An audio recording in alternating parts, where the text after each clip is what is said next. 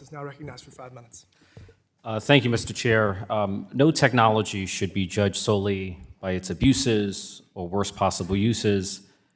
Every technology has constructive uses and destructive uses, and crypto is no exception. Take as an example the automobile, which has a death toll of more than 40,000 Americans every year. The proper legislative response to the automobile is not to ban it, it's not to sabotage it, it's to regulate it, it's to make it safer. And as far as I'm concerned, the proper role of Congress is not to sabotage digital asset transactions, but to make them safer, to strike a careful balance between financial stability and innovation. There is a narrative that crypto and blockchain have no use cases beyond criminality, no benefit, that these technologies are nothing more than a fraud and a grift and a scam. Right? That's the caricature of crypto that often pervades mainstream media coverage. And so I have a few questions about the use cases of crypto. I'll start with Stripe. Does blockchain, and these are yes or no questions, does blockchain have the power to enable better, cheaper, and faster payments and remittances? Yes. Would you consider that a beneficial use case? Yes. For Paxos, there are billions of people in the global south who lack access to a stable currency, whose countries are plagued by hyperinflation. Does blockchain have the power to afford those impoverished people access to a stable currency and protection from runaway inflation? Yes. Would you consider that a beneficial use case? Yes. For Stripe, does blockchain have the power to exponentially expand the market for U.S. treasuries and lower the cost of U.S. debt? That's certainly what it looks like today. Would you consider that a beneficial use case? Very much so. Bank of New York, does blockchain have the power to tokenize real-world assets and facilitate custodial banking? Yes, it does. Would you consider that a beneficial use case? Absolutely.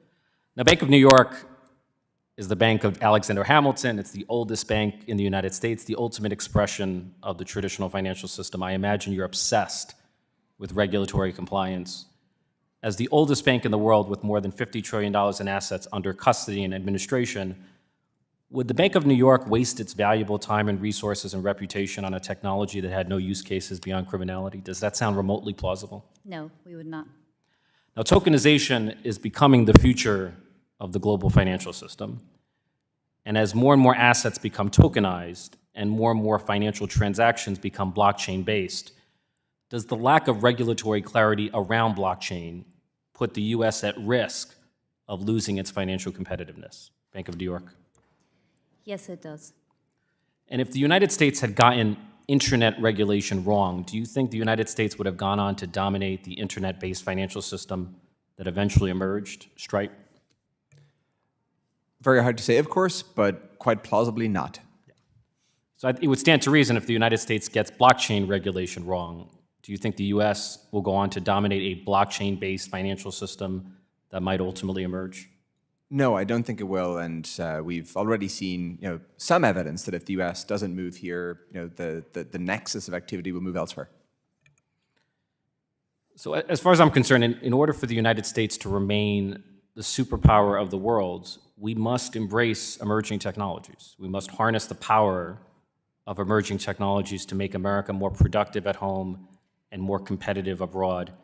And any policy that has a chilling effect on experimentation with new technology could erode American competitiveness. I had a special hatred for SAB 121 because it essentially had the effect of prohibiting an institution like Bank of New York from even experimenting with blockchain technology. And I feel we in Congress should have the intellectual humility to recognize that digital assets will develop use cases that none of us can foresee.